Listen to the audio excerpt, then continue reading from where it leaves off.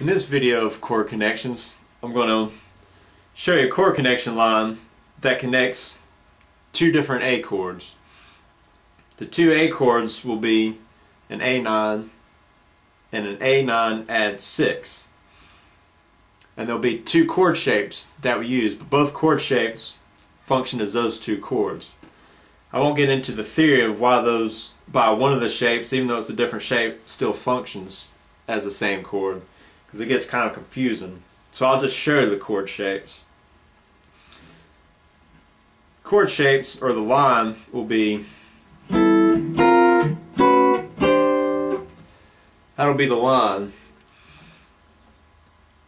The first chord shape that takes place is this A9 shape. It's based off of this A9 shape. You know, most fans of T-Bone Walker and blues fans know. And what we're doing is we're taking these middle three strings and then just adding this A note that's on the E string 5th fret to that middle grouping. So you have D string 5th fret, G string 4th fret, B string 5th fret, and E string 5th fret. Now if you take this chord shape and move it up 2 frets, now your fingers are in the 7th fret and 6th fret. This shape now is an A6 add 9.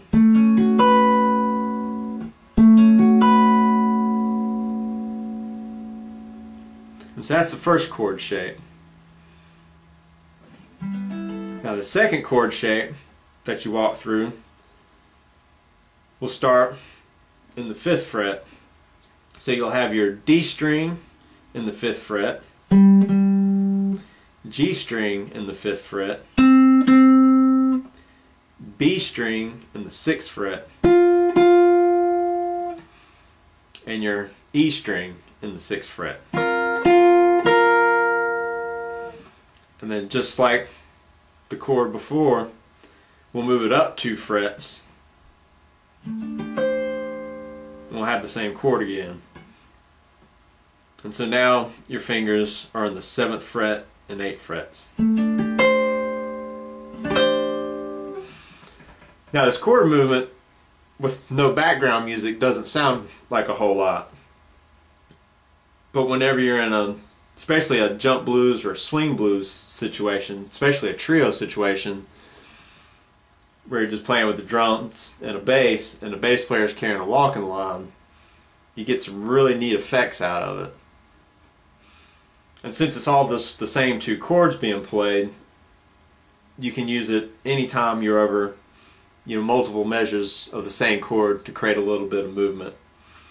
Another thing I like to do, especially in a 12-bar blues, is when you have your 2 bars of your 1 chord right before you hit the 5 chord to start the turnaround, I like to use it over that 1 chord to lead into the 5 chord.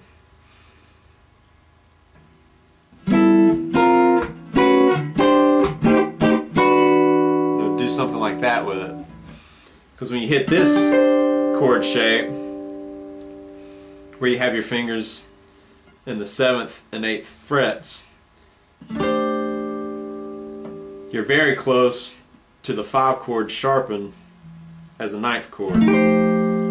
So there you just drop your fingers up 1, and now we're in an E sharp 9th chord. And then we walk it down using the half step connection to get to the 5 chord, which is an E9.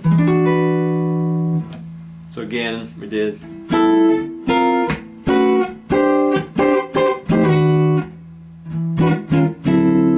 and then 4, various, do like that.